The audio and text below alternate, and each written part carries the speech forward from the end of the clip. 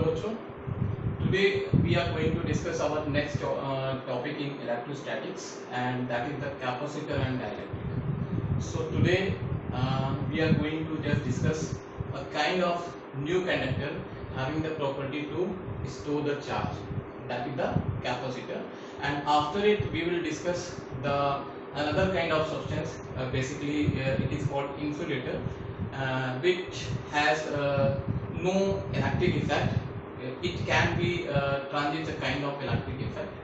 So here the first point is capacitor,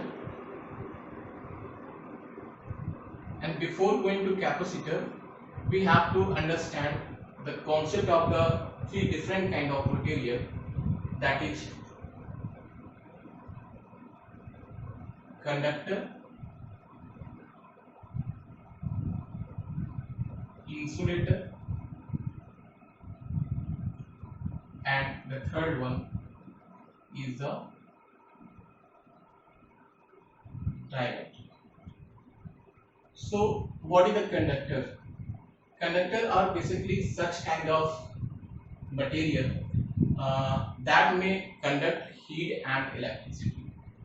Basically होता क्या है कि the element or the material which has excess electron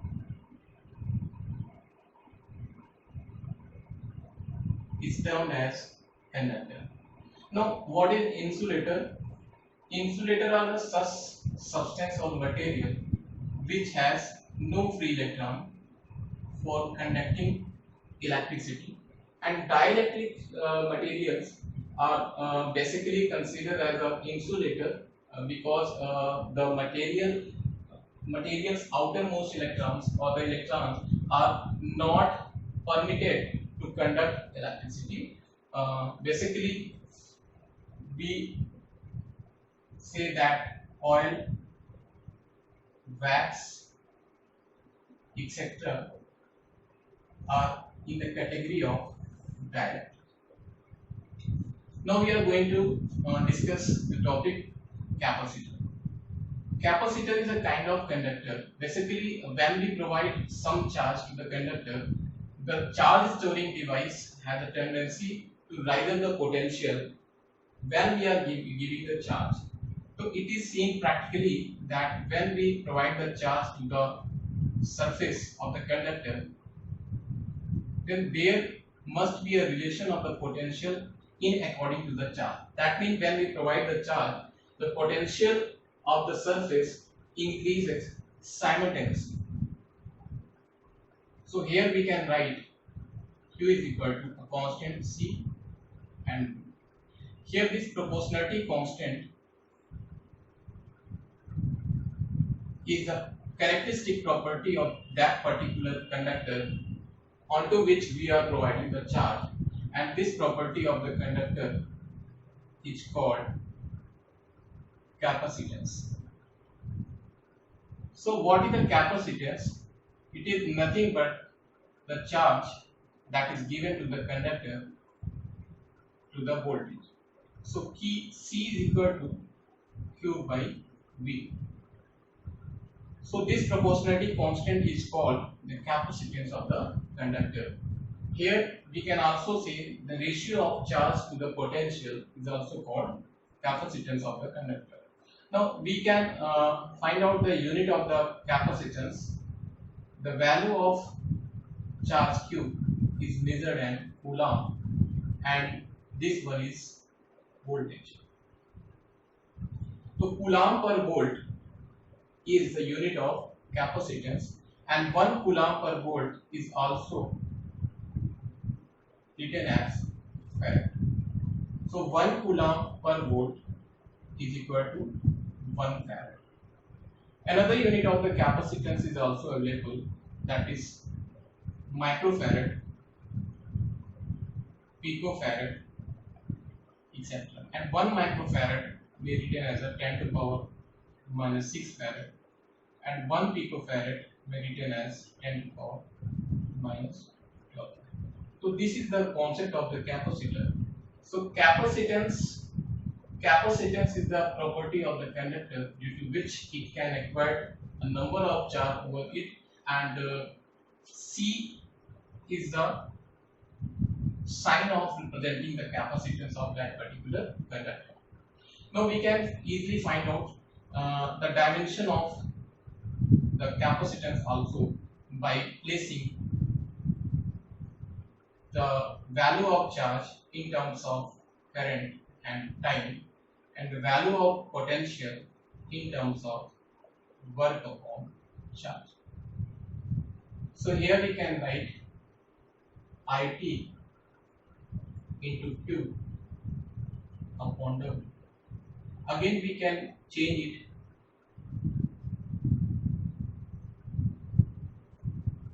and so we can write it as I square T square by W.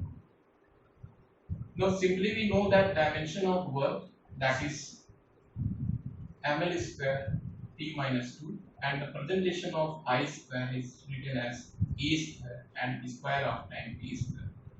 So we will place the value of I square T square and W in terms of dimension.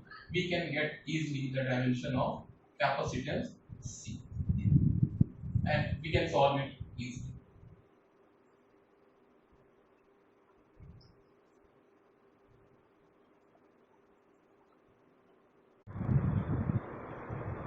Now our next topic is to find out the capacitance for an isolated spherical conductor. We are taking an isolated spherical conductor and just going out to calculate the capacitance, that means the property of that particular charge that is residing over the conductor. Now suppose that we are providing some charge Q to this spherical conductor, then after providing the charge uniformly distributed, as we know, over the surface of the conductor. Now let us suppose that the radius of this spherical conductor is A. If we look about the distribution of charge, we will find that all the charges that are coming over the surface traveling a radial distance from the center uniformly. That means they appear that they are moving from the center to the surface of the spherical conductor. Now in doing so, we can find out the potential that rises over the surface is given by V is equal to 1 by 4 pi epsilon naught Q upon what is the distance traveled by the charge is nothing but the radius of the sphere. So this is the potential for an isolated spherical surface when we provide some charge Q to it. Again, we know that capacitance is related to potential and charge as this, or we may write it as C is equal to Q by V. So we can write the value of potential given in equation 1 to here. We will have the concept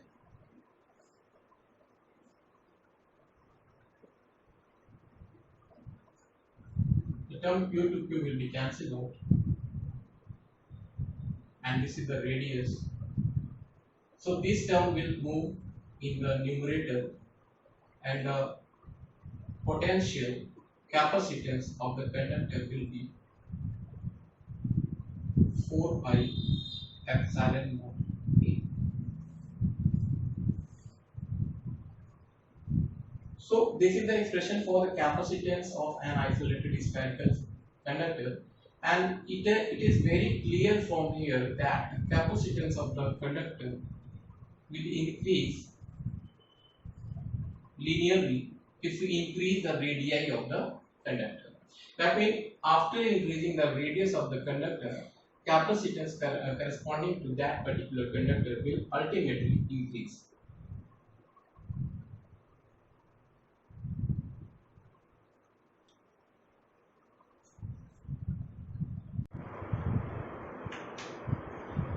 Now, the next topic of this chapter is to find out the potential energy of a charged conductor. So, what is the potential energy? Potential energy, that means what is exactly the work is doing for the charging of the conductor. Now, suppose that any conductor is placed in space which is going on charge, and we are giving a charge with a small installment, say dq, and it will ultimately acquire some charge q after giving some small fraction of charges. So actually, by giving the charges, we are indirectly doing some work for the charging of the conductor, and that form of work will be stored in the conductor as the potential energy. So to give the charge dq, the what is the work done is given by dw is v into dq. Now we know that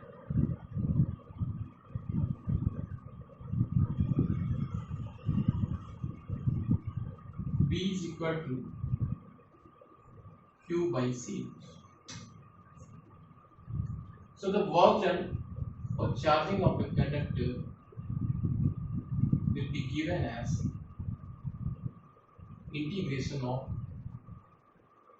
take the value of v, q by c d from limit 0 to q, and the work done will be 1 by c q square by 2 from limit 0 to q, or we may write it half 2c into q square after placing the limit. So this is the work done for charging the conductor, and this form of work will be stored in the conductor as a potential energy. So we write it as W is equal to U, and the expression for the potential energy will become Q square by 2c. We may also write it, since we know that Q is equal to C, so the potential energy will be given as value of Q square will be C square V square, and it will become half CV square. So this is the expression for the potential energy of a charged conductor.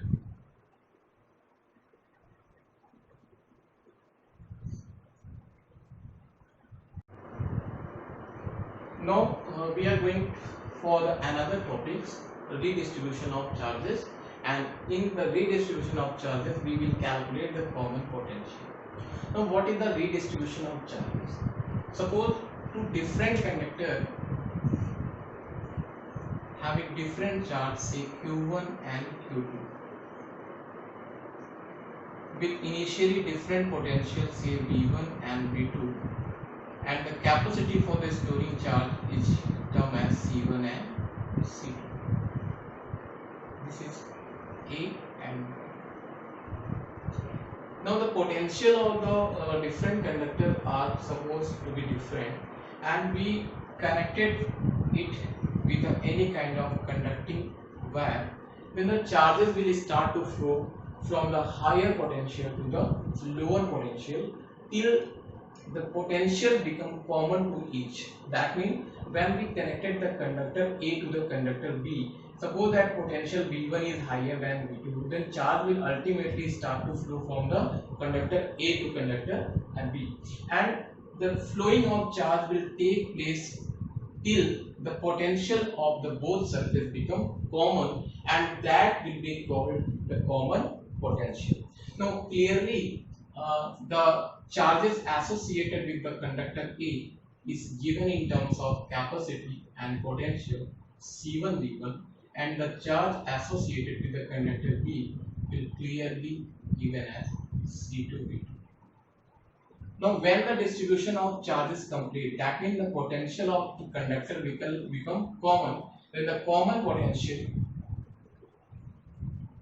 common potential will be given by the sum of the charges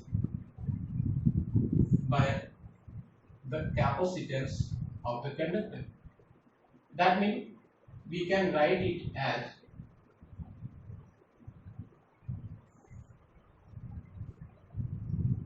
this is the common potential. Now suppose we wish to find out how much charge is transferred from one object to another. Suppose that after charging, the charge that remain on the surface A becomes Q1 dash.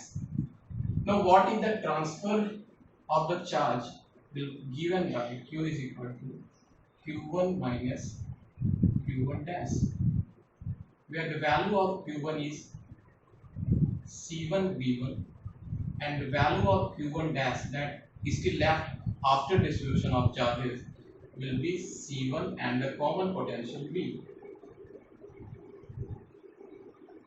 So just simply we have to place the value of V from this equation.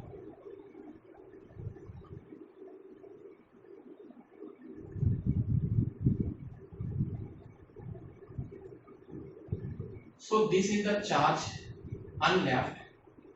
Suppose that this is Q double dash. After distribution of charge, it will be left on the conductor A.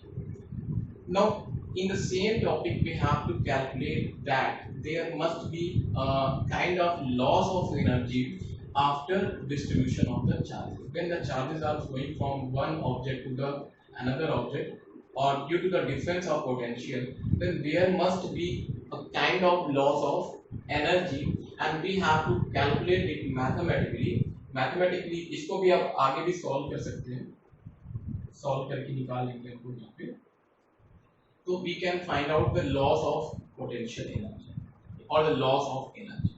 Now in the same topic we have to calculate how much energy is actually transferred or how much energy actually collapsed during the distribution of charges. And simply we have to calculate the corresponding potential energy before connecting it will be given as U1 is equal to half C1 V1 square for A and U2 is equal to half C2 V2 square for B. That means before connecting the potential energy will be given as the sum of the indivisible potential energy half C1 V1 square plus half C2 V2 square. And after redistribution of charge, the potential energy that is present on the capacitor will be given as half C1 V square plus half C2 V square, or we may write it as half C1 plus C2 V square. So the loss of potential energy or the loss of energy will be given as U is equal to U minus U dash, and we will calculate it after deriving it.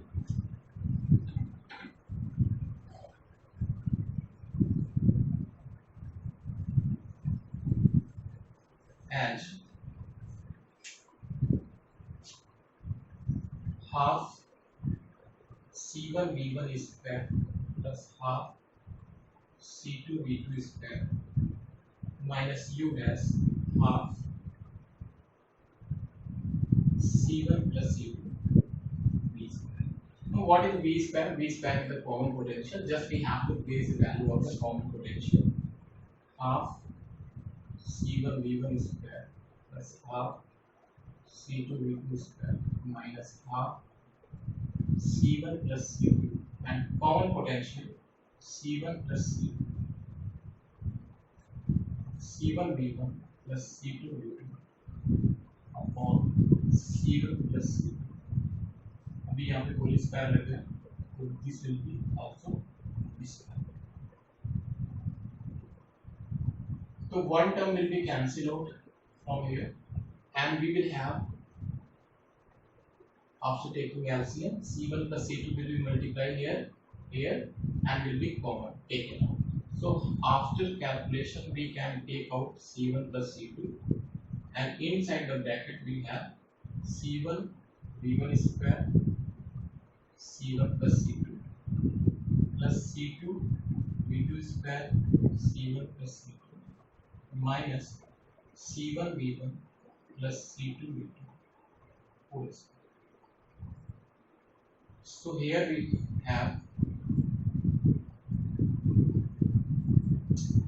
now multiply करेंगे इसको C1 square V1 square plus C1 C2 V1 square. Similarly C1 C2 this is the square C1 C2 V2 square plus C2 square V2 square.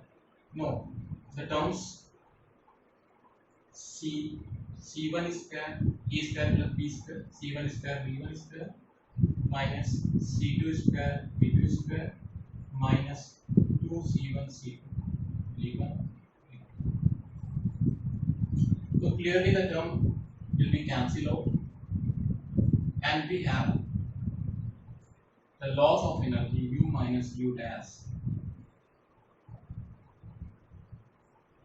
is equal to, here C1 C2 is common, overall we can take common it C1 C2. So here we have inside the bracket V1 minus V2. So the loss of energy is given by